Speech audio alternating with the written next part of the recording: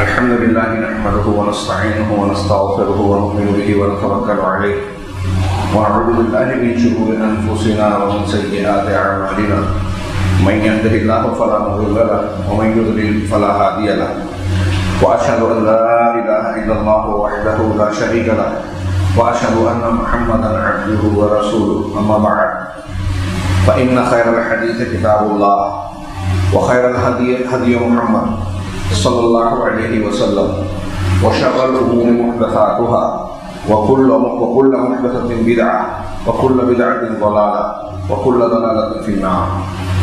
أعوذ بالله من الشيطان الرجيم. بسم الله الرحمن الرحيم. يا أيها الذين آمنوا كلوا من طيبات ما رزقناكم واشكروا لله إن كنتم إياه تعبدون. وقال تعالى یا ایھا الذین آمنوا لا تأکلوا اموالکم بینکم بالباطل الا ان تکون تجارۃ عن تراض منکم ولا تقتلوا انفسکم ان اللہ کان بکم رحیما. محترم حاضرین، صحیح بخاری میں حضرت ابو ہریرہ رضی اللہ تعالی عنہ سے مروی جناب محمد رسول اللہ صلی اللہ علیہ وسلم کا یہ ارشاد مروی ہے. آپ نے فرمایا کہ لَيَأْتِيَنَّ عَلَى النَّاسِ زَمَانٌ، کہ لوگوں پر ایک زمانہ ایسا ضرور آئے گا. تاکید کے ساتھ کہا لَيَأْتِيَنَّ، اس میں دوہری تاکید ہے کہ یقینی طور سے لوگوں پر آئے گا زمانٌ، ایک زمانہ لا يُبَالِي الْمَرْءُ بِمَا أَخَذَ الْمَالَ، آدمی اس بات کی پرواہ نہیں کرے گا کہ مال کس ذریعے سے حاصل کیا ہے. امن الحلال ام من حرام، حلال طریقے سے یا حرام طریقے سے. الحلال میں الف لام الداخل، یعنی حلال کے متعین راستے ہیں. ام من حرام کو عام رکھا ہے. یہ عام ہے، بہت سارے طریقے ہو سکتے ہیں، بہت سارے طریقے ایجاد کیے جائیں گے. نبی کریم صلی اللہ علیہ وسلم کا یہ ارشاد ظاہر سی بات ہے، ہمارا عقیدہ ہے، قرآن کا فرمان ہے کہ آپ کی جو بھی بات ہوتی ہے وہ از قبیل وحی ہوتی ہے، اللہ کی طرف سے نازل شدہ. لہٰذا اس میں خبر اور پیشین گوئی کا پہلو بھی ہے. اور یہ چند کلمات، ایک لائن کا فرمان، اس میں بعد کے زمانے کی بہت ساری چیزوں کی تصویر کشی ہوئی ہے. اس میں کئی حقیقتیں سمٹی ہوئی ہیں. آج ہم اپنے ماحول اور گرد و پیش کا جائزہ لیں تو نبی کریم صلی اللہ علیہ وسلم کا یہ فرمان ہمیں چمکتا ہوا بالکل سچا فرمان نظر آتا ہے. یہ آپ اس وقت کہہ رہے ہیں مسلمانوں کے بیچ میں. ظاہر سی بات ہے کہ اس سے مراد مسلمان ہی ہوں گے. جب قرآن اور حدیث کو ماننے کا ایسا جذبہ تھا کہ حرام کے تعلق سے انتہائی شدید قسم کا احتیاط پایا جاتا تھا. ایک بندہ مومن یہ تصور نہیں کرتا تھا کہ جانتے بوجھتے ناحق طریقے سے، ناجائز طریقے سے مال کمائے کھائے. سیدنا ابوبکر صدیق رضی اللہ تعالیٰ عنہ کا وہ عمل کتنا مشہور ہے کہ ان کے ایک غلام نے انہیں کچھ چیز کھلائی. بعد میں بتایا کہ جاہلیت میں کہانت جانتا تھا اور میں نے کہانت کی تھی علم نجوم وغیرہ کے ذریعے، اور ایک آدمی پر یہ پیسہ باقی تھا، اس نے دیا اور اسی کی چیز خرید کر لا کر میں نے آپ کو کھلائی. سیدنا ابوبکر صدیق رضی اللہ تعالیٰ عنہ کو جب یہ پتہ چلا کہ یہ حرام پیسہ تھا، حرام چیز سے خریدا گیا کھانا تھا جو میں نے کھا لیا، اپنے منہ میں انگلی ڈال کے کھائی ہوئی چیز کو قے کر دی. آج کے ماحول میں سوچئے تو ہمیں وہ افسانہ نظر آتا ہے، ناقابل قبول تحقیقت. اور اس زمانے کے مسلمانوں کے لیے یہ بات قابل توجہ تعجب تھی جو رسول اللہ صلی اللہ علیہ وسلم نے فرمایا کہ ایسا زمانہ آئے گا کہ آدمی کو اس بات کی کوئی پرواہ، کوئی فکر ہوگی ہی نہیں کہ مال کس طریقے سے کھا رہا ہے، کما رہا ہے، حلال سے یا حرام سے. ہم اپنے گرد و پیش میں دیکھیں، حلال اور حرام کی پرواہ نہ ہونا یہ کس بات کی علامت ہے؟ یہ بہت ساری باتیں اکٹھا ہے اپنے اندر بیان کرتے. جیسا کہ میں نے کہا نبی صلی اللہ علیہ وسلم کا فرمان مختصر سا ہے، لیکن ذرا غور کیجئے کہ ایک مسلمان اللہ کے حلال کردہ کو اور حرام کردہ کی پرواہ نہ کرے، یہ کب معاملہ آئے گا؟ جب اللہ تبارک و تعالیٰ کی عظمت و کبریائی کا عقیدہ کمزور اور کمزور تر ہو جائے گا۔ آپ اٹھائیے تفاسیر، اللہ کے بارے میں جو کہا گیا وَکَبِّرْهُ تَکْبِیرًا، اللہ تبارک و تعالیٰ کی خوب بڑائی بیان کرو، یعنی ہم اس کا معنی صرف یہ سمجھتے ہیں کہ اللہ اکبر بولے، اللہ سب سے بڑا ہے، اللہ کی تکبیر ہو گئی۔ جی نہیں، اہل علم نے کہا اللہ کی تکبیر اور تعظیم یہ ہے کہ آپ اللہ کے ساتھ صرف زبانی طور سے یہ نہ کہیں کہ اللہ سب سے بڑا ہے، بلکہ اللہ تبارک و تعالیٰ کا معاملہ آپ کے دل و دماغ میں اتنا عظمت والا ہو، اللہ کی ذات اتنی عظیم، باوقار اور پرجلال ہو ہمارے ذہن و دماغ میں کہ اللہ کی کوئی بات اگر آ جائے تو ہم پگھل جائیں، تھرا جائیں، کانپ جائیں۔ انما المؤمنون اذا ذکر اللہ وجلت قلوبہم، مومن تو بس وہی ہیں کہ جب اللہ کا ذکر ہوتا ہے تو ان کے دل لرز جاتے ہیں، کانپ جاتے ہیں۔ اب جب دل لرز جائے گا، اللہ کی یہ عظمت و کبریائی ہوگی، تو اللہ کی طرف سے اگر یہ کہا جائے کہ یہ چیز حرام ہے، وہ بندہ مومن جو اللہ کے نام سے کانپتا ہے، اللہ کی عظمت و تعظیم کا قائل ہے، کیا اس حرام کا ارتکاب کر سکتا ہے؟ لقمہ حرام کو اپنے منہ میں ڈال سکتا ہے؟ ناممکن بات ہے۔ تو جو آدمی حلال حرام کی پرواہ نہیں کرتا، یا لوگوں میں جب یہ مزاج عام ہو جائے گا، تو اس کا مطلب یہ ہے کہ اللہ کی عظمت، کبریائی، توحید کمزور پڑ جائے گی۔ آج ہم دیکھ رہے ہیں ہمارے یہاں جب عقیدے اور توحید پر بات کی جاتی ہے تو لوگ کہتے ہیں کہ کیا وہی بات، معاملات پر، لوگوں کے لین دین پر، حلال حرام پر کیوں نہیں گفتگو کی جاتی؟ حقیقت یہ ہے، آپ دیکھیں گے انبیاء کرام علیہ السلام کا منہج دعوت و تربیت یہی تھا، پورا زور عقیدے پر صرف کرتے تھے، اللہ کی عظمت و بڑائی کا سکہ دماغ و دل و دماغ میں بٹھاتے تھے۔ جب یہ بیٹھ گیا تو ساری چیزوں کی اصلاح ہو جاتی تھی۔ اب ہم جانتے ہیں، اب ہم قصے کے طور پر صرف سنتے بیان کرتے ہیں۔ شراب کی حرمت آئی، منہ میں جو موجود ہے شراب، وہ لوگوں نے اگل دی، جام و صبو میں جو لنڈھائے جا رہے تھے، بانٹے جا رہے تھے مجلسوں میں، اس کو بہا دیا گیا، توڑ دیا گیا۔ مدینے کی گلیوں میں یہ کہا جاتا ہے کہ شراب کو بہا دیا گیا، اللہ تعالیٰ نے حرام قرار دے دیا اتنی خبر آ جانے پر۔ صحابہ کرام کا ماحول، میں نے ابو بکر صدیق رضی اللہ تعالیٰ عنہ کی ایک مثال دی۔ کوئی چیز منع کی گئی ہے تو یہ مثال ہم کو سامنے ملتی ہے، ایک نہیں دسیوں۔ کسی چیز کا حکم دیا گیا، لوگ نماز پڑھ رہے ہیں، مسجد ذوالقبلتین بعد میں نام رکھا گیا، کسی نے آ کر خبر دی کہ اللہ تعالیٰ نے حکم نازل کر کے قبلہ بدل دیا، اب مسجد اقصی بیت المقدس قبلہ نہیں رہا، کعبۃ اللہ کو اللہ تعالیٰ نے قبلہ بنا دیا ہے۔ نماز پڑھتے ہوئے صحابہ کرام نے قبلے کا رخ موڑ دیا، اپنے آپ کو پورا کا پورا گھما دیا، پوری صف امام کے ساتھ گھوم گئی۔ اللہ نے حکم دے دیا ہے، عمل کر لیا، اللہ نے منع کر دیا ہے، ترک کر دیا۔ یہ اللہ کی عظمت کا پرتو تھا۔ تو حلال حرام کی تمیز کرنا اللہ کی تعظیم کرنے میں داخل ہوتا ہے۔ آپ اللہ کو مانتے ہیں، اس کی عظمت و کبریائی کو جانتے ہیں، دل و دماغ میں رچی بسی ہے، تو اس کے حکم کو ٹال نہیں سکتے، اس کو نظر انداز نہیں کر سکتے، اس سے بے پرواہ نہیں ہو سکتے۔ اور اگر ہم اللہ تبارک و تعالیٰ کے احکامات کے سلسلے میں بے پرواہ ہیں، اس کو معمولی بات سمجھتے ہیں، قابل توجہ نہیں سمجھتے، جیسا کہ اس حدیث میں بیان کیا گیا، خبر دی گئی، اللہ کے رسول صلی اللہ علیہ وسلم نے فتنہ اور فتنے سے متعلق ایک خبر دی کہ ایسے حالات ہو جائیں گے کہ آدمی کو پرواہ ہی نہیں ہوگی، حلال سے کمایا یا حرام سے۔ تو یہ اس بات کی علامت ہے کہ ہمارا ایمان اللہ تبارک و تعالیٰ کے تعلق سے عظمت و کبریائی کا عقیدہ کمزور، انتہائی کمزور ہو جائے گا، تبھی تو یہ کیفیت پیدا ہو۔ اس ضمن میں اللہ تبارک و تعالیٰ کے تعلق سے عقیدے کی کمزوری کے ساتھ ساتھ ماحول کے تعلق سے بھی ایک اس میں اشارہ ملتا ہے کہ سماج اور معاشرے میں بھی لوگوں کو برائیوں سے روکنے اور برائیوں سے رکنے کا جذبہ جو ہے وہ مزمحل ہو جائے گا۔ بنی اسرائیل اور یہود و نصارہ کے یہاں جیسا ہوتا تھا، جن کے بارے میں اللہ تعالیٰ نے بتایا کہ ان پر عذاب ہم نے مختلف قسم کے کیوں نازل کیے، کئی وجوہ بیان کرتے ہوئے قرآن نے یہ کہا، ایک وجہ یہ بھی بتائی، کانوا لا یتناہون عن منکر فعلوہ، کہ وہ لوگ آپس میں جو منکر کا ارتکاب کرتے تھے اس سے ایک دوسرے کو منع نہیں کرتے تھے، برائی ہوتی تھی دیکھتے تھے۔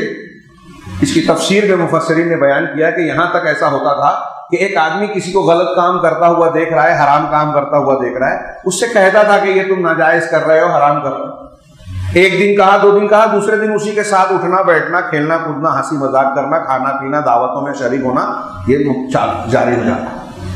آج ہمارے سماج میں دیکھیے یہ کیفیت ہے یا نہیں؟ اس حدیث کو اور اس آیت کی تفسیر کو سامنے رکھیے۔ کیا آج صحابہ کرام یا ایک مومن بندوں کے معاشرے کی طرح ہمارے سماج اور معاشرے میں حلال اور حرام کا خیال کیا جا رہا ہے، یا آدمی صرف یہ دیکھتا ہے کہ مال حاصل ہو وہ چاہے حلال طریقے سے ہو یا حرام سے؟ اور ہم جس کے بارے میں یہ دیکھتے ہیں کہ یہ حرام طریقے سے کھا رہا ہے، کما رہا ہے، کیا ہم اسے منع کرتے ہیں، اس سے دوستی توڑتے ہیں، ناراضگی کا مظاہرہ کرتے ہیں، یا اس کی دعوتوں میں جا کے مزے اڑاتے ہیں؟ یہ اس کا معاملہ ہے، وہ کہا ہے کس طریقے سے کما رہا ہے، کھا رہا ہے۔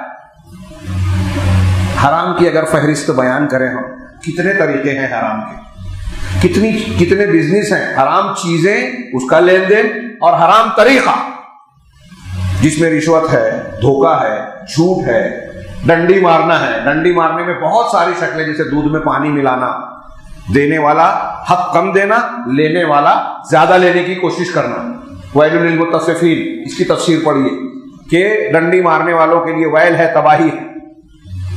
اب وہی اللہ تعالیٰ نے اسی آیت میں آگے سورہ مطففین میں بنایا ہے، الذین اذا اکتالوا علی الناس یستوفون واذا کالوهم او وزنوهم یخسرون، کہ جو لوگ لوگوں سے جب ناپ کر لیتے ہیں تو پورا پورا لیتے ہیں، دینا چاہتے ہیں تو ڈنڈی مارتے ہیں، کمی کرتے ہیں۔ ایسی کتنی شکلیں ہیں، جتنی بھی ملاوٹ کی شکلیں ہیں۔ آپ کوئی چیز بیچ رہے ہیں، دودھ بیچ رہے ہیں، دودھ میں پانی ملا دیا، سونا بیچ رہے ہیں، سونے میں پیتل ملا دیا۔ یہ سود کی، بے ایمانی کی، تطفیف کی ایک شکل ہے، سودی لین دین، حرام چیزوں کا کاروبار۔ اب حرام چیزوں میں ہم شراب، نشے کی چیزیں، یہ چیزیں مانتے ہیں۔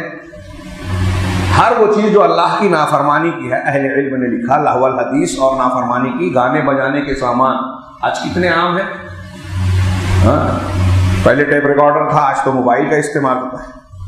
ایسی چیزیں گانے بجانے کی، موسیقی کی، جن کا غلط استعمال ہو رہا ہے، ان کا بیچنا، خریدنا، ان کی مرمت کرنا، جب ہمیں معلوم ہو کہ اس کا غلط استعمال ہوگا تو یہ ناجائز ہے، اس سے پیسہ کمانا ناجائز ہے۔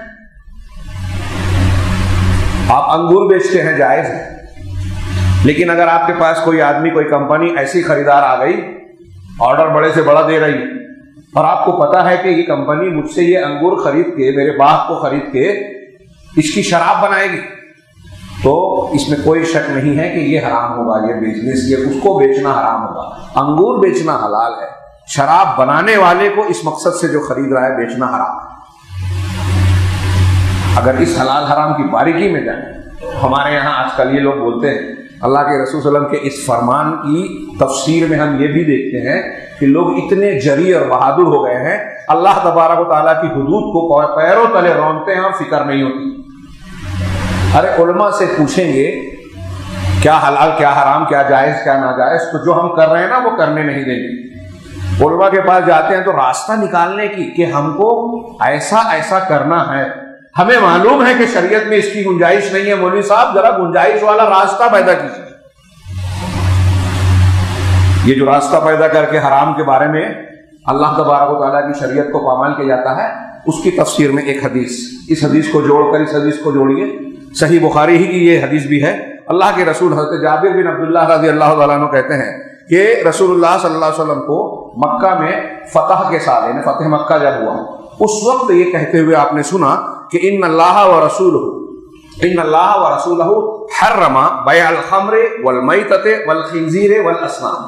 اللہ اور اس کے رسول نے، اللہ کے رسول فرمان ہے، صحیح بخاری کی حدیث ہے کہ اللہ اور اس کے رسول نے شراب کی خرید و فروخت کو، مردار کی خرید و فروخت کو، مردہ کسے کہتے ہیں؟ جو بغیر شرعی طور سے ذبح کیے ہوئے جانور مر جائے کسی بھی طریقے سے، حادثے سے مرے یا طبعی موت مرے۔ اگر آپ نے ذبح نہیں کیا، ذبح کرنے والا اس سے مستثنا ہے، اس لیے کہ وہ جائز ہے، تو ذبح کیا ہوا جانور کے علاوہ مرنے والا جو بھی جانور ہے، یا پھر اللہ کے نام سے شکار کیے ہوئے جانور کے علاوہ، ہاں ذبح یا شکار کیا ہوا ہو جائز شرعی طریقے سے، اس کے علاوہ جو بھی مرا ہوا جانور ہے وہ مردار ہے۔ تو اللہ تعالیٰ نے شراب کے لین دین کو، مردار جانور کے خرید و فروخت کو، خنزیر یعنی سور کی خرید و فروخت کو، اصنام یعنی بتوں کی خرید و فروخت کو حرام قرار دیا اللہ اور رسول نے۔ اب یہ بتوں کے اندر لوگوں نے تصویر، فوٹوگرافی، فوٹو کھینچنے کا پیشہ، اس کو بھی شامل مانا ہے، یا یہ دوسری حدیثوں کے مطابق بھی اگر مانے تو وہ حرام ہے، کیونکہ وہ اس میں بھی حرام کام ہوتا ہے۔ ان کو حرام کیا۔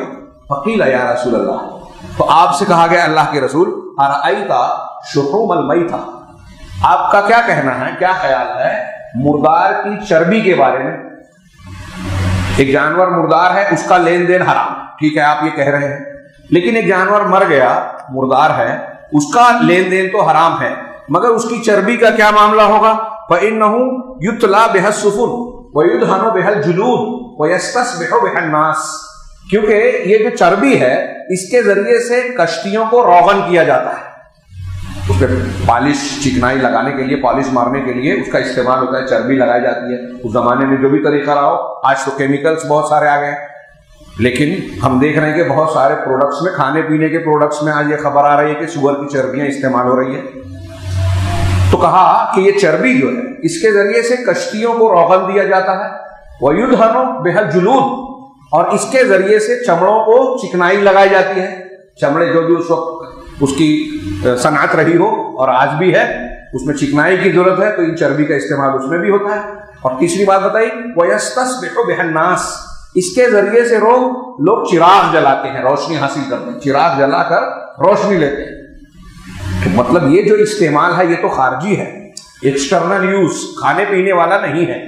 تو اب یہ لوگوں کی جو ضرورت ہے کشتی پہ لگانا، چمڑے پر ملنا، چراغ کی روشنی کے طور پر استعمال کرنا، اب یہ تو ایسا ہے کہ اس میں حرام کا سوال نہیں ہے، تو کیا اس بنیاد پر ہم مردار کی چربی خرید فروخت کر سکتے ہیں؟ یہ سوال کیا گیا آپ سے، تو آپ نے فرمایا قال لا، آپ نے کہا نہیں، ہاں وہ حرام، وہ حرام ہے، یہ حرام ہے۔ اب آپ دیکھیے ہمارے یہاں بھی اس طرح کی تدبیریں لوگ اختیار کرتے ہیں کہ ایسے یہ حرام ہے تو اس کو حلال بنانے کا یہ طریقہ ہے، اللہ کے رسول صلی اللہ علیہ وسلم نے راستہ بند کر دیا، جو حرام ہے حلال میں حرام ہے۔ ہاں پھر فرمایا ثم قال رسول اللہ صلی اللہ علیہ وسلم، استثنائی شکلیں وہ استرار کی الگ ہے، مجبوری کی۔ پھر آپ نے اس کے بعد فرمایا، اس وقت آپ نے یہ کہا قاتل اللہ الیہود، اللہ یہودیوں کو کا ستیہ ناش کرے، برباد کرے انہیں، ان اللہ لما حرم شہومہا جملوہ، جب اللہ تبارک و تعالیٰ نے ان کی چربی کو حرام کیا تو ان یہودیوں نے کیا تدبیر اختیار کی، چالاکی کرنے کی کوشش کی، جملوہ، اس چربی کو پگھلایا، پگھلا کر مطلب اس کا روغن نکالا، ثم باعوہ ثم فاکلوا ثمنہ، پھر اس کو بیچ دیا، پگھلا کر چربی نکالی اور پھر اس کو بیچ کر اس کی قیمت کھائی۔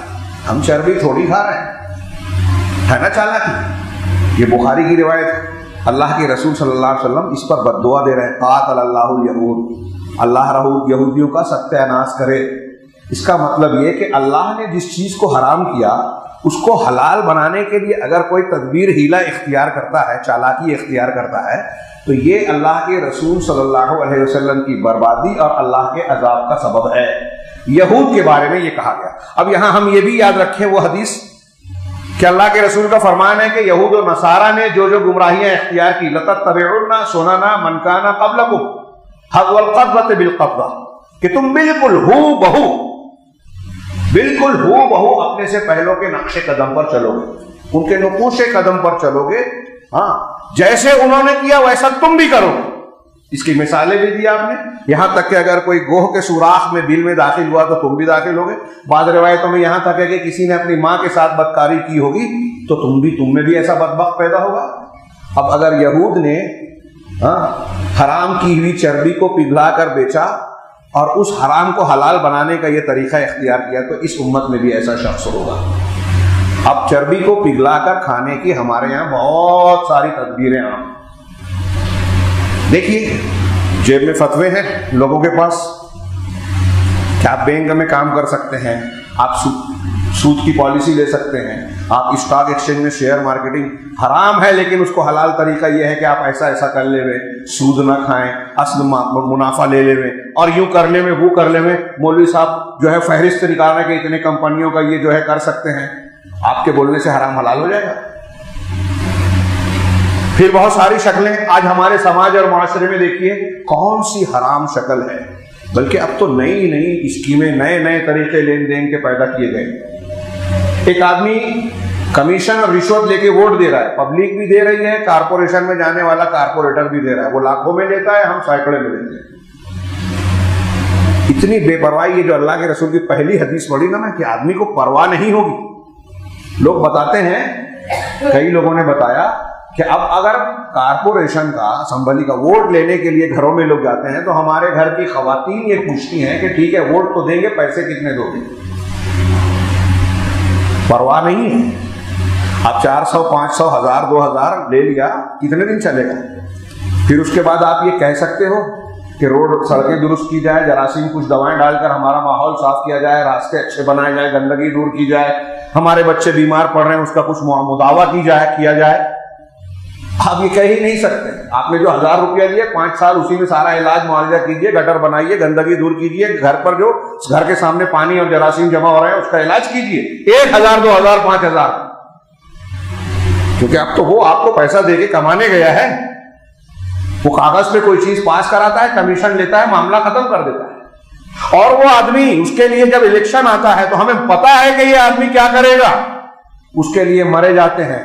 اللہ رسول دین کی کبھی خدمت ویسی نہیں کی، اپنے والدین کی کبھی خدمت نہیں کی، جیسے لڑتے ہیں اپنے لیڈر کو جتانے کے لیے، ایک دوسرے سے دشمنی مول لے لیتے ہیں، قتل و غارت گری تک کی بعض مرتبہ نوبت آ جاتی ہے، بے ایمانیاں کرتے ہیں، کچھ چیزوں کا سودا کرتے ہیں، ہماری کلب کو یہ دے دے گا، ہمیں فلاں چیز دے دے گا۔ اب یہ جو میں باتیں کہہ رہا ہوں سب کو معلوم ہے، کیا یہ جائز ہے؟ کسی مولوی سے پوچھئے کہ یہ جائز پیسہ ہے؟ پورا شہر لے رہا ہے، تقریباً پورا شہر جانتا ہے بلا استثناء، اس کو روک لگا دیا کوئی؟ یہ صورتحال اللہ کے رسول کے فرمان کی ہم دیکھ رہے ہیں کہ یہ ایک شکل بتا رہا ہوں۔ سودی کاروبار میں آ جائیے، میں نے یہ موضوع کیوں چنا؟ آج ہمارے یہاں کاروبار بند ہے، کاروبار بند ہو یا جاری ہو، دونوں صورتوں میں پوری دنیا میں کساد بازاری، مندی، بے روزگاری کا افریت چھایا ہوا ہے، لوگ پریشان ہیں معاشی طور پر، مدارس، اہل مدارس، چندوں پر چلنے والے ادارے پریشانی کی انتہائی معراج پر ہے، غریب بچے فیس نہیں دے پا رہے، مہنگائی کا بڑھتا ہوا معاملہ، قیمتوں کا اضافہ، یہ لوگوں کی کمر توڑ رہی ہے، کھانے پینے، علاج معالجے، ساری چیزوں میں پریشانیاں، ضروریات زندگی کے لیے سوالیہ نشان پیدا ہوتے جا رہے ہیں، اور حکام کو کوئی پرواہ نہیں ہے۔ یہ بے برکتیاں، اللہ کا عذاب، رحمت کی دوری، ان کے جو اسباب ہیں ہم عمومی شکل میں جانتے ہیں، گناہ، شرک، بدعت، کفر، اس میں ایک ہے حرام خوری۔ حرام خوری کا عمومی نقصان اگر میں بیان کرنا چاہوں تو ایک جمانہ کافی ہے، وقت ہو گیا، خطبہ کافی تاخیر سے شروع ہوا۔ ایک صرف عمومی سودے میں ایک گناہوں میں ایک گناہ کو اگر لیں، شرک کو لے لیں، شرک کے کیا کیا نقصانات قرآن حدیث نے بیان کیے ہیں، کئی ہفتہ لگے گا۔ بدعت و خرافات کے کیا کیا نقصانات بیان کیے ہیں، اور اس طرح دوسرے گناہوں کے، اس میں حرام کو لیں تو حرام میں بہت ساری چیزیں ہیں، بہت ساری شکلیں ہیں۔ اب حرام میں ایک مثال کے طور پہ لے لیں سود کے کیا کیا نقصانات ہیں، آپ فہرست بنائیے۔ آپ کا عمل، آپ کی عبادت، آپ کی دعا قبول نہیں ہوگی اگر سودی لین دین کھا رہے ہیں، پی رہے ہیں، اللہ ناراض ہوگا، رحمت نہیں آئے گی، آپ ہلاک ہو جائیں گے، آپ کے مال میں برکت نہیں ہوگی۔ یمحق اللہ الربا ویربی الصدقات، اللہ سود کو مٹاتا ہے، صدقات کو بڑھاتا ہے۔ جو سودی لین دین نہیں چھوڑتا، اللہ رسول سے جنگ کا اعلان کر دے قرآن میں۔ بخاری مسلم کی مشہور حدیث ہے، اجتنبوا السبع الموبقات، 7 ہلاک کرنے والی چیزوں سے بچو۔ صرف اس ایک حدیث کو سمجھ لیجیے، آج 7 ہلاک کرنے والی چیزیں، اس میں سب سے پہلے شرک کو ذکر کیا، پھر جادو کا ذکر کیا، اور تیسرے نمبر پہ وَأَكْلُ الرِّبَا، سود کا کھانا، اس سے اس حدیث سے اللہ کے رسول اللہ کے فرمان سے معلوم ہوا کہ اگر کوئی سودی پیسہ کھا رہا ہے تو یہ اس کو ہلاک کر دے گا، اس کے بال بچوں کو خراب اور تباہ کر دے گا۔ آپ کماتے ہیں، بڑے مصیبت اٹھاتے ہیں، کس لیے؟ بال بچوں کو کھلائیں گے۔ بال بچوں کو اگر حرام لقمہ آپ کھلا رہے ہیں تو آپ بال بچوں کے ساتھ دشمنی کر رہے ہیں، اس کو ہلاکت میں لے جا رہے ہیں۔ کل وہ نافرمانی کرے گا، دین سے دور ہوگا، پولیس پکڑ کر آپ کو بتائے گی کہ اس نے فلاں فلاں جرم کیا ہے، تو تعجب نہیں کرنا۔ ہاں، آپ بوڑھے ہو گئے، اس کی شادی ہوئی، آپ کو گھر سے نکال دیا، تو کوئی تعجب مت کرنا، کیونکہ آپ نے دین سکھایا ہی نہیں ہے، آپ نے اس کو دین سے، اللہ سے جوڑا ہی نہیں ہے۔ لہذا جو آپ نے بویا ہے وہی کاٹ رہے ہیں بڑھاپے میں، جب اولاد نافرمانی کا ارتکاب کر رہی ہے۔ آپ کی کوشش کے بعد کوئی نافرمان ہو تو آپ معذور اور مظلوم ہیں، لیکن آپ نے خود دین سیکھا ہی نہیں، حلال حرام کی تمیز کی نہیں، حرام لقمہ کھلایا، تو اب کیوں بولتے ہو کہ باپ بیٹا جو ہے نافرمان ہے، بدتمیز ہے، ہاتھ اٹھاتا ہے، گالی دیتا ہے، وغیرہ وغیرہ۔ تو سود ہلاک کرنے والوں میں سے ہمارے معیشت تباہ ہو رہی ہے۔ کون نہیں جانتا کہ ہمارے یہاں جو کاروبار جاری ہے اس میں بہت سارے لوگ بہت سارے طریقے حرام کے استعمال کرتے ہیں، خرید و فروخت میں، مال کی تیاری میں، پک پھنی وغیرہ میں چوری کرنا، وہ جو کرائے کی بھین چلائی جاتی ہے اس میں چوری کرنا، پاور میں چوری کرنا، مزدوروں کے حق میں کاٹ کسر کرنا، ان پر زیادتی کرنا، ہر مرحلے پر بے ایمانی، دھوکہ، جھوٹ اور حرام۔ اور پھر اللہ کی برکت کی امید، 2 رکعت نفل پڑھ لیں گے سب مٹ جائے گا، جی نہیں، وہ نفل کے ذریعے سے گناہ صغیرہ مٹتے ہیں، یہ کبیرہ گناہ ہے، کبیرہ گناہ ہے۔ آپ صرف حدیثوں کو دیکھیں، آیتوں کو دیکھیں، وقت بہت کم ہے، میں اپنی بات کہوں، یہ جو میں نے کچھ تمہید بیان کی، اور میں یہ بیان کر رہا ہوں کہ 7 مہلک چیزوں میں ایک چیز سود کا کھانا ہے۔ کاروبار مندی کا شکار ہے، پریشان حال ہے، تو یہ سود کی نحوست بھی ہو سکتی ہے، اللہ اور رسول کی نافرمانی ہے۔ ہاں، اور اسی میں ایک چیز ہے، 7 میں سے ایک چیز ہے، وہ اکل مال الیتیم، یتیم کے مال کو کھانا، ناحق کھانا۔ ان الذین یأکلون اموال الیتامی ان الذین یأکلون اموال الیتامی ظلما انما یأکلون فی بطونہم نارا، قرآن کی آیت ہے۔ جو لوگ یتیموں کے مال کو ظلم و حسادتی کرتے ہوئے کھاتے ہیں، وہ اپنے پیٹ میں آگ کرتے ہیں۔ ہمارے سماج میں یتیموں، کمزور حقداروں کے حق کو ہڑپ کر دینے کا رواج چلتا ہے کہ نہیں چلتا ہے؟ ہم دیکھتے ہیں، پنچ دیکھتے ہیں، ارے جانے دو، کیا کریں گے، وہ معلوم ہے نا وہ کیسا ہے، بڑا نالائق آدمی ہے، بے ایمانی کر رہا ہے، حقدار کو حق نہیں دے رہا ہے، تو کمزور کو ہی سمجھایا جاتا ہے۔ ہر معاملے میں ہمارے یہاں مزاج یہی بن گیا، جو کمزور نظر آ رہا ہے اس کے سامنے بہادری، جو کمزور نظر آ رہا ہے اس کو تقریر اور واضح نصیحت، جو مضبوط نظر آ رہا ہے اس کے سامنے جھک جانا، یہ جانتے ہوئے کہ وہ حرام کر رہا ہے، ظلم کر رہا ہے۔ تو جس سماج میں نیکیاں کمزور پڑ جائیں، برائیاں مضبوط ہو جائیں اور برے لوگ مضبوط ہو جائیں، وہاں اللہ کی رحمت آئے گی یا عذاب آئے گا؟ وہاں مندی آئے گی یا تیزی ہوگی؟ وہاں پریشانیاں ہوگی یا اللہ کی رحمتیں لوگوں کے گھروں میں پہنچے گی؟ آپ صرف قرآن کی نصوص دیکھیے، حدیث کی ایک ایک حدیث، ایک ایک آیت پر اگر بات کریں تو میں کہہ رہا ہوں کہ خطبے کی گنجائش ہو سکتی ہے۔ میں نے شروع میں قرآن کی 2 آیتیں پڑھی، ایک حلال کھانے کا حکم، ایک حرام سے روکنے کا۔ پہلی آیت سورہ بقرہ آیت نمبر 172، اللہ تعالیٰ نے فرمایا یا ایھا الذین آمنوا کلوا من طیبات ما رزقناکم واشکروا للہ ان کنتم ایاہ تعبدون۔ اے ایمان والو، جو کچھ پاکیزہ چیزیں، طیب، جو حلال ہے وہ طیب ہے، جو حرام ہے وہ خبیث ہے، گندی ہے، تو یہ جو طیب ہے وہ جسم کے لیے بھی مفید ہے، ہماری صحت کے لیے، اور ہمارے دین اور روح کے لیے بھی مفید ہے۔ اور گندی چیز کھانا یہ ہمارے جسم کے لیے بھی نقصان دہ ہے، خبیث چیزیں، اور ہمارے دین کے لیے دنیا اور آخرت میں نقصان دہ ہے، روحانیت کے لیے بھی۔ تو جو پاکیزہ چیزیں ہم نے تم کو عطا کی ہے ان کو کھاؤ، ہاں، واشکروا للہ ان کنتم ایاہ تعبدون، اور اگر تم اللہ کی ہی عبادت کرتے ہو، توحید پر قائم ہو، دیکھیے اس کو اللہ نے عقیدے سے جوڑا، عبادت سے جوڑا، تو اسی کا شکر ادا کرو۔ اس آیت کے ضمن میں، اور جو دوسری آیت ہے پڑھ رہا ہوں ابھی، ان کے ضمن میں اہل علم نے بیان کیا کہ اگر اللہ تعالیٰ، اگر کوئی اللہ نے یہاں اور دوسری آیتوں میں حلال کھانے طیب کھانے کا حکم دیا، اور ساتھ ساتھ کلو یا ایھا الرسول کلوا من الطیبات وعملوا صالحا، عمل صالح کا بھی حکم دیا کہ طیبات کھاؤ، نبیوں کو خطاب کر کے، اور عمل صالح کرو۔ علامہ ابن رجب حنبلی کہتے ہیں اس سے معلوم ہوا کہ عمل صالح کی قبولیت کے لیے شرط ہے کہ رزق حلال ہو، آپ طیب چیز کھاتے ہو۔ اس کا مطلب اگر آپ نے حرام کھایا تو پھر آپ کی عبادت اور آپ کی دعا قبول نہیں ہوگی، اور یہ مضمون قرآن و حدیث کی مختلف نصوص میں موجود ہے۔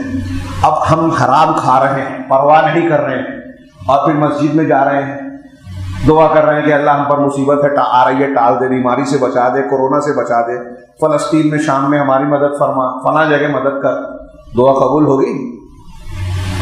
ہماری ایک بنیادی جڑ ہے یہ مسائل کی، حرام خوری، ہاں یہ ہماری دعاؤں اور عبادتوں کو قبولیت کے راستے میں رکاوٹ ہے۔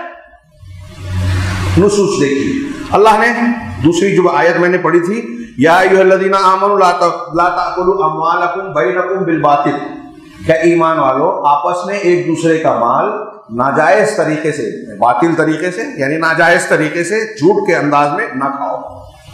اب جو ناجائز طریقے بہت سارے ہیں، یہ جتنا جیسے سودی لین دین ہے، قمار بازی ہے، جوا، جھوٹ، دھوکہ، غش، ایک پھل والا پھل بیچتے ہوئے جھوٹ بول رہا ہے، حرام کر رہا ہے، دھوکہ دے رہا ہے، حرام کر رہا ہے، ڈنڈی مار رہا ہے، حرام کر رہا ہے، دودھ میں پانی ملا رہا ہے، حرام کر رہا ہے۔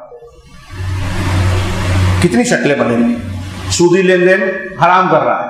میں نے ابھی بتایا گانے بجانے کا سامان، موسیقی کے آلات اگر آپ وہ کر رہے ہیں، فوٹوگرافی کر رہے ہیں، جہاں ضرورت ہے، پریشانی ہے، مصلحت راجہ یا شریعت کے جواز کے پہلو موجود ہے، وہ مستثنی ہے۔ اس کے علاوہ جہاں شریعت کا کوئی عذر اور وجہ جواز موجود نہیں ہے تو فوٹو کھینچنا، کھچانا، کیمرہ، یہ ساری چیزیں، اس کو درست کرنا، ٹی وی، وی سی آر اور ان چیزوں کا جن کا غلط استعمال ہوتا ہے، ان کا بنانا، بیچنا سب حرام ہے۔ کتنی چیزیں ہو رہی ہے ہمارے سماج اور معاشرے۔ بینکنگ سسٹم مسلمان چلا رہے ہیں، خیر پھر سے میں تبصرے کی طرف جا رہا ہوں، غور کیجئے اور صرف قرآن حدیث پر غور کیجئے۔ اللہ تعالیٰ کا فرمان ہے، ہمارے رب کا فرمان ہے، یہ کوئی مذاق نہیں ہے۔ آپس میں ایک دوسرے کا مال ناجائز طریقے سے، باطل طریقے سے نہ کھاؤ۔ اب جو لوگ کسی کا حصہ ہڑپ رہے ہیں، حساب کتاب میں گڑبڑی کر رہے ہیں، مزدوروں کا حق مار رہے ہیں، بہن کا حق حصہ مار رہے ہیں، وراثت کا، بھائی کا وراثت کا حق مار رہے ہیں، وراثت کے حقدار کو حق دینے سے کترا رہے ہیں، کسی کی زمین میں جو ہے نشانات تبدیل کر کے، بدل کے کھا پی رہے ہیں، یہ سب باطل طریقے سے کھانے میں آ گیا۔ اللہ نے فرمایا آگے، الا ان تکون تجارۃ عن تراض منکم، ہاں یہ شکل جائز ہے کہ تم باہمی رضامندی سے خرید و فروخت کرو، تجارت کرو، ہاں، ولا تقتلوا انفسکم، اور اپنی جانوں کو قتل نہ کرو، اپنے نفسوں کو نہ مارو۔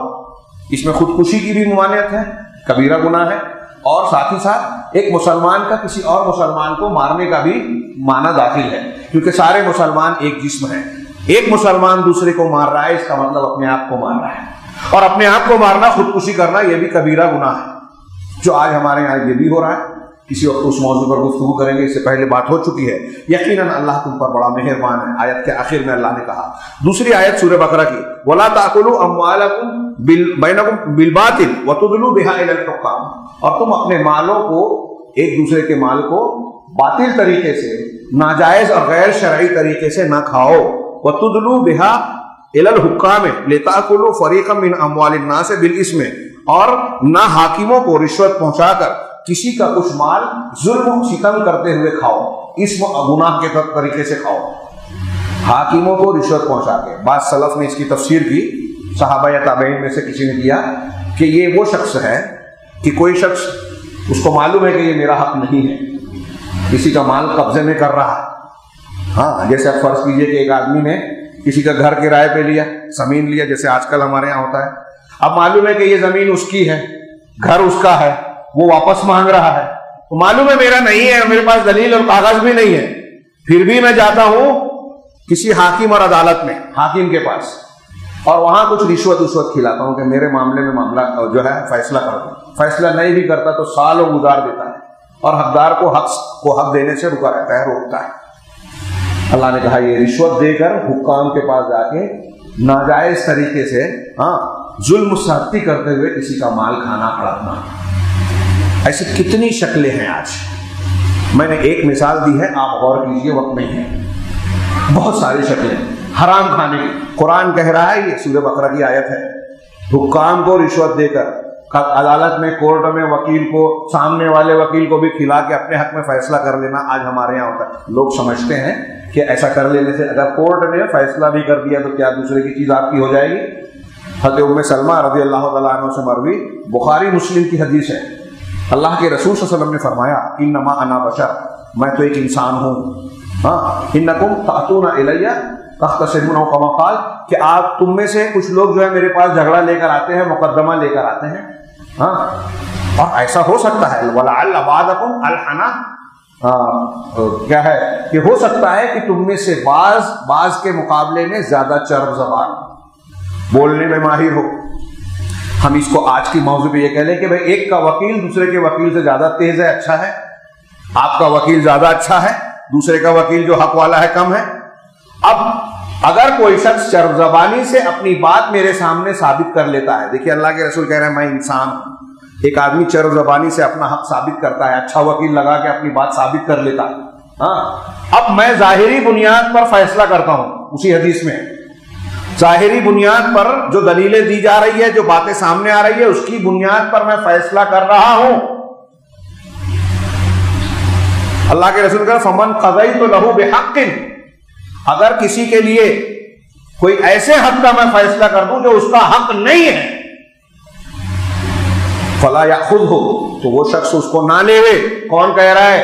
سید المرسلین جناب محمد رسول اللہ صلی اللہ علیہ وسلم کہہ رہے ہیں میں بھی اگر فیصلہ کر دوں کسی کے حق میں جو اس کا حق نہیں ہے، بخاری مسلم کی حدیث ہے، جو اس کا حق نہیں ہے تو وہ اس کو نہ لیوے۔ کیوں؟ اس لیے کہ میں اسے جہنم کی آگ کا ایک ٹکڑا دے رہا ہوں۔ نبی صلی اللہ علیہ وسلم بھی ظاہری دلیلوں کو دیکھ کر اگر فیصلہ کرے اور آدمی جانتا ہے کہ یہ میرا نہیں ہے تو وہ جہنم کا ٹکڑا ہے، آگ کا ٹکڑا ہے۔ بتائیے آج کی کورٹ اگر جو چیز ہماری نہیں ہے، ہم نے اچھا وکیل لگا کر اپنے حق میں فیصلہ کروا لیا تو کیا وہ ہماری ہو جائے گی؟ سوچئے۔ اور آج لوگ کر رہے ہیں کہ نہیں کر رہے ہیں؟ کتنے معاملات مقدمات کی شکل میں عدالتوں میں ہیں، اور آدمی فریقین میں سے ایک غلط ہے، وہ جانتا ہے کہ میں غلط ہوں لیکن بات کو کھینچ رہا ہے۔ ہمارے سماج اور معاشرے میں لَيَأْتِيَنَّ عَلَى النَّاسِ زَمَانٌ، حدیث یاد رکھیے، آدمی کو پرواہ ہی نہیں ہے کہ کھا رہا ہے، پی رہا ہے، حلال ہے کہ حرام ہے، اپنی قبر میں لے کر جائے گا۔ آج مسلمانوں میں ہم دیکھیں کون سا گھر ایسا نہیں ہے، بڑے گھر، پیسے والوں کے گھر، جہاں حصے بکرے اور لین دین کے جھگڑے مسئلے نہیں ہیں۔ میرے نام پر ابا نے کر دیا تھا، اب ابا نے میرے نام پہ کیا تو وہ میرا ہی ہے، شریعت سے وہ میں نہیں جانتا۔ یہ جھگڑے ہیں، پنچایتیں آتی ہیں، ہم بھی آپ جتنے بیٹھے ہیں سب کچھ نہ کچھ معاملات جانتے ہوں۔ مقصود کسی کی برائی نہیں ہے، مقصود یہ ہماری سماجی بے دینی ہے، الحاد ہے، اللہ اور اس کے رسول کی مخالفت ہے۔ اللہ کے عذاب کو اجتماعی طور سے ہم دعوت دے رہے ہیں، عذاب کو بلا رہے ہیں اور پھر روتے ہیں۔ مندی ہے، اللہ کا رحم و کرم ہے کہ صرف مندی ہے۔ جتنے ہمارے گناہ ہیں ہمارے سماج میں، شرکیات ہیں، بدعات ہیں، خرافات ہیں، اللہ اور رسول کی مخالفتیں ہیں، حرام کو حلال، حلال کو حرام بنانے کے طریقے ہیں۔ ایسے میں تو زلزلے، سونامی، طوفان آنے چاہیے تھے کہ اللہ کا کرم ہے کہ وہ رحمان الرحیم ہے۔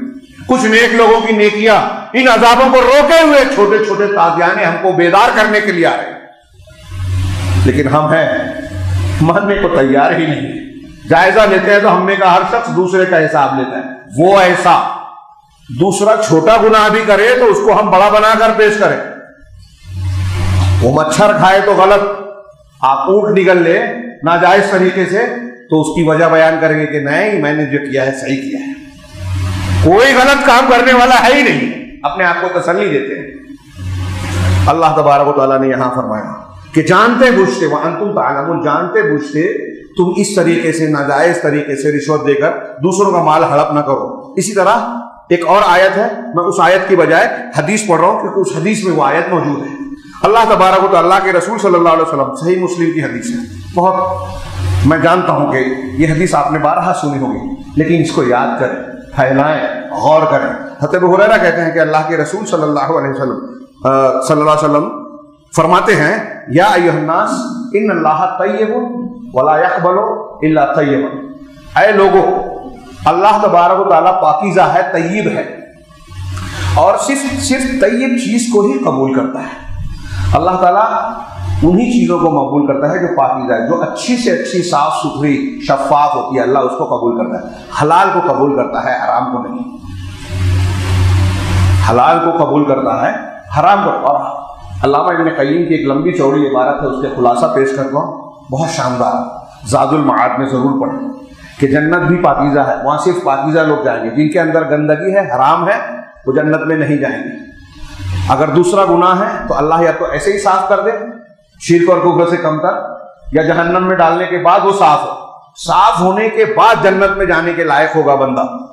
اور اگر شرک اکبر کفر اکبر پر آدمی مرا تو جہنم میں جلتے جلتے بھی وہ اس کی گندگی صاف نہیں ہوگی، لہذا وہ کبھی جہنم سے نہیں نکلے گا۔ تو ہم چاہتے ہیں کہ اگر ہمارا جسم ہماری روح پاکیزہ ہو اور جنت میں داخلے کے لائق ہو تو اپنے آپ کو صاف ستھرا۔ اللہ کے رسول دعا کرتے تھے اللہم انی اسألک الہدی والتقی والعفاف والغنی، صحیح مسلم۔ مختصر سی دعا جامع، 4 چیزیں مانگی، یہ 4 چیزیں جسے مل گئی دنیا اور آخرت میں کامیابی مل گئی۔ اس میں ایک ہے العفاف، پاک دامنی۔ تو پاک دامنی کی تشریح میں علماء نے کہا کہ زبان میں بری گندی باتیں نہ لائے، ہاں، کھانے پینے میں حرام نہ استعمال کرے، اخلاقیات میں برے کام نہ کرے، یہ عفاف ہے، پاک دامنی ہے، اچھائی، صاف ستھرا ہونا۔ تو یہ یہاں اللہ نے کہا، اللہ کے رسول فرما رہے ہیں کہ اللہ طیب ہے، پاکیزہ، اور پاکیزہ کے علاوہ کوئی چیز قبول نہیں کرتا۔ وَإِنَّ اللَّهَ أَمَرَ الْمُؤْمِنِينَ بِمَا أَمَرَ الْمُرْسَلِينَ، اور اللہ نے مسلمانوں کو، مومنوں کو بھی اسی بات کا حکم دیا جس کا حکم رسولوں کو دیا۔ فقال، چنانچہ اللہ نے کہا، یا ایھا رسول اللہ صلی اللہ علیہ وسلم بیان کر رہے ہیں، یا ایھا الرسول کلوا من الطیبات واعملوا صالحا انی بما تعملون علیم۔ اے رسولو، طیبات پاکیزہ چیزیں کھاؤ اور نیک عمل کرو، ہاں، اچھے عمل صالح کرو، یقیناً میں تمہارے اعمال کو جاننے والا ہوں۔ اسی آیت کی روشنی میں علامہ ابن رجب کہتے ہیں کہ اگر کوئی حرام کھاتا ہے تو اس کی دعا اور عبادت قبول نہیں ہوتی۔ علامہ ابن کثیر رحمہ اللہ نے بھی کہا۔ ہاں، آگے کہتے ہیں اللہ کے رسول صلی اللہ علیہ وسلم کا فرمانا ہے، وقال، یہ رسولوں کو حکم دیا اور مومنوں کو دیا، وقال یا ایھا الذین آمنوا کلوا من طیبات ما رزقناکم، اے ایمان والو، جو حلال اور طیبات پاکیزہ چیزیں ہم نے تم کو عطا کی ہیں ان چیزوں کو کھاؤ۔ وَاشْكُرُوا لِلَّهِ إِن كُنتُمْ إِيَّاهُ تَعْبُدُونَ، غالباً وہی علی آیت ہے۔ آگے کہا ثُمَّ ذَكَرَ الرَّجُلَ، پھر اللہ کے رسول صلی اللہ علیہ وسلم نے یہ بیان کرنے کے بعد کہا اس آدمی کا ذکر کیا یطیل السفر، جو لمبا سفر کرتا ہے، اشعث اغبر، حدیث میں ہے کہ اس کے پراگندہ بال ہیں، اشعث اغبر، غبار آلود ہے، یمد یدیہ، یا رب یا رب، اپنے دونوں ہاتھوں کو اللہ کے جناب میں اٹھاتا ہے اور کہتا ہے اے پروردگار، اے پروردگار۔ دیکھیے اللہ کے رسول کیفیت کیا بیان کر رہے ہیں کہ ایک آدمی جو سفر میں ہے، حدیث میں ہے کہ مسافر کی دعا اللہ قبول کرتا ہے، 3 لوگوں کی دعا قبول کرتا ہے، ایک اس میں سے مسافر ہے۔ اسی طرح مضطرب پریشان حال کی دعا کو قبول کرتا ہے، مضطر کی دعا قبول کرتا ہے۔ یہ اشعث اغبر ہے، غبار آلود اور پراگندہ حال ہے، اور ہاتھ اٹھا کر کہہ رہا ہے یا رب یا رب۔ لیکن آگے اللہ کے رسول نے کہا وَمَطْعَمُهُ حَرَامٌ، اس کا کھانا حرام ہے، وَمَشْرَبُهُ حَرَامٌ، اس کا پینا حرام ہے، وَمَلْبَسُهُ حرام، اس کا لباس کپڑا حرام ہے، وَغُذِيَ بِالْحَرام، اور حرام سے اس کی غذا بنی ہے، اس کا جسم نشو نما پایا ہے، فَأَنَّىٰ يُسْتَجَابُ لِذَٰلِكَ، تو ایسے آدمی کی اس دعا کو، یا رب کی پکار کو کہاں سے قبول کیا جائے گا؟ اللہ تعالیٰ اللہ کے رسول فرما رہے ہیں کیسے قبول کیا جائے گا؟ اس حدیث سے ایک دم صاف مضمون جس سے ہم کو ہمارے رونگٹے کھڑے ہو جانا چاہیے حرام کا ارتکاب کھانے پینے سے، کہ اگر ہم نے حرام کھایا تو مسافرت کی حالت میں، پریشانی کی حالت میں بھی اگر اللہ سے پکاریں گے، دعا مانگیں گے تو دعا قبول نہیں ہوگی۔ حدیث کہہ رہی ہے، آپ نے وہ حدیث بھی سنی ہے صحیح مسند احمد کی، حسن درجے کی غالباً، کہ اللہ تبارک و تعالیٰ کے جناب میں کوئی بندہ مومن ہاتھ اٹھاتا ہے تو اللہ شرماتا ہے کہ اس کے ہاتھ کو خالی لوٹا دے، اللہ کو شرم آتی ہے کہ اس کی دعا قبول نہ کرے۔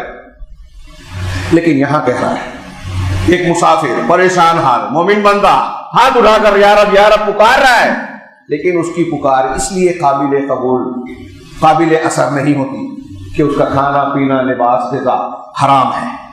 ہاں، ایک روایت میں لمبی روایت ہے، اس کے پورے پیش کرنے کا موقع نہیں، جس کو امام حاکم نے صحیح کہا ہے، امام ذہبی نے اس کی موافقت کی ہے، اور سنن ترمذی وغیرہ میں اس کو روایت کیا گیا ہے۔ ہاں ترمذی ہے، اسی کے الفاظ ہیں، ابن ماجہ میں بھی ہے، نسائی میں بھی ہے۔ اللہ کے رسول صلی اللہ علیہ وسلم نے حضرت کعب ابن عجرہ کو خطاب کر کے کہتے ہیں یا کعب ابن عجرہ، اے کعب ابن عجرہ، ہاں انہ لا یرمو لحم نبت من سخط، کہ کوئی بھی گوشت، انسان کے جسم کا کوئی گوشت اگر حرام چیز سے پروان چڑھتا ہے، نبتا پرورش پاتا ہے، بڑھتا ہے، سخط کا لفظ ہے، سخط کا ترجمہ حرام کہتے ہیں۔ قرآن کئی مقامات پر یہود کے بارے میں اکالون للسحت، منافقین کے بارے میں بھی ہے کہ جو خوب حرام کھانے والے ہیں، سماعون للکذب اکالون للسحت، کہ جھوٹ کو خوب کان لگا کر سننے والے۔ آج ہمارے یہاں بہت سارے لوگ ہیں جھوٹ سنتے ہیں، جھوٹی خبریں سنتے ہیں، آگے بیان بھی کرتے ہیں۔ یہود اور منافقین کی صفت بتائی ہے قرآن، اکالون للسحت، خوب حرام کھانے والے۔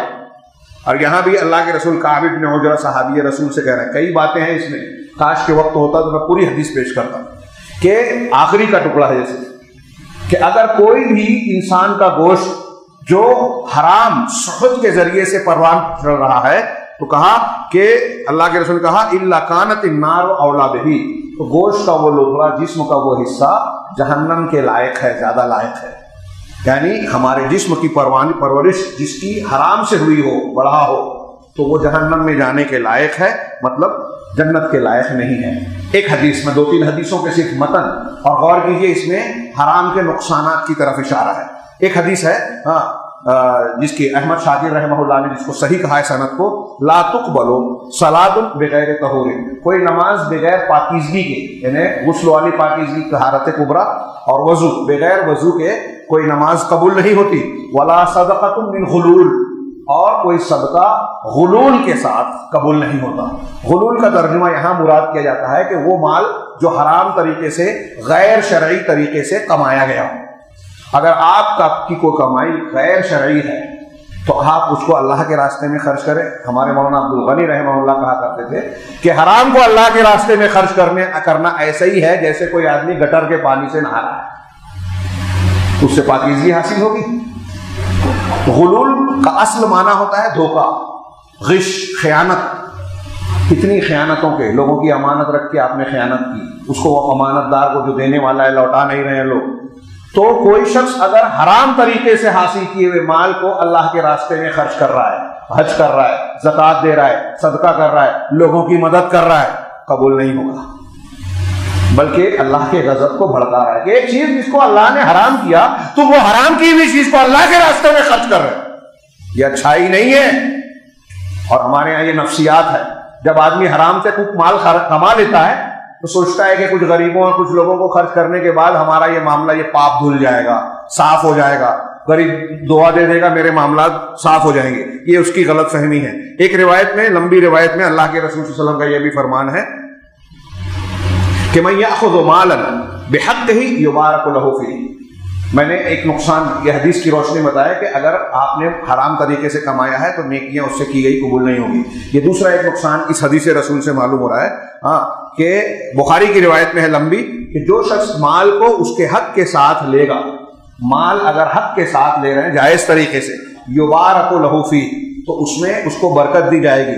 ومن یأخذ مالا بغیر حق، اور جو شخص کسی مال کو بغیر حق کے لیتا ہے، ناحق لیتا ہے، ناجائز طریقے سے لیتا ہے، فَمَثَلُهُ كَمَثَلِ الَّذِي يَأْكُلُ وَلَا يَشْبَعُ، تو اس کی مثال اس شخص کی طرح ہے جو کھاتا خوب ہے لیکن پیٹ نہیں بھرتا، آسودہ نہیں ہوتا، یعنی برکت نہیں ہوگی۔ خوب کھا رہا ہے، آسودگی نہیں ہوتی۔ اس کا مطلب یہ کہ اگر آپ حلال طریقے سے کماؤ گے، کھاؤ گے، تو تھوڑے میں آپ کا پیٹ بھر جائے گا، ضرورتیں پوری ہو جائے گی۔